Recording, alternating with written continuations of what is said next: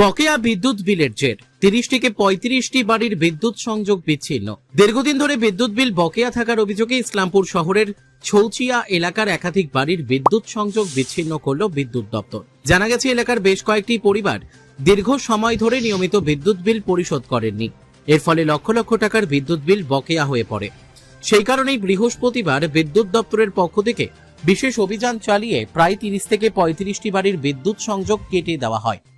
আমাদের একটা revenue monitoring program, disconnection program, এটা রেগুলার প্রোগ্রাম।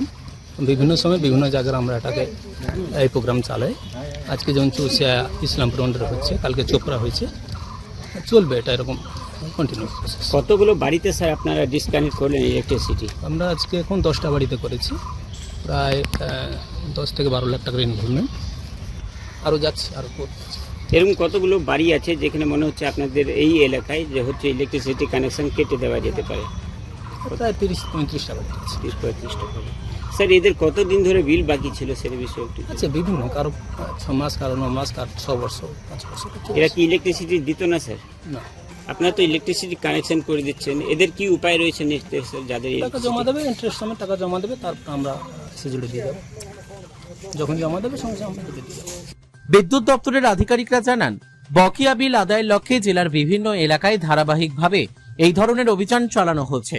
সেই কর্মসূচির অংশ হিসেবেই এদিন ইসলামপুরের ছৌচিয়া এলাকায় অভিযান পরিচালিত হয়। দপ্তরের পক্ষ থেকে স্পষ্ট জানানো হয়েছে, বকেয়া বিদ্যুৎ বিল সম্পূর্ণ পরিশোধ না করা পর্যন্ত সংশ্লিষ্ট গ্রাহকদের বিদ্যুৎ পরিষেবা পুনরায় চালু করা হবে না। এই ঘটনার পর এলাকা জুড়ে ব্যাপক আলোচনা শুরু হয়েছে।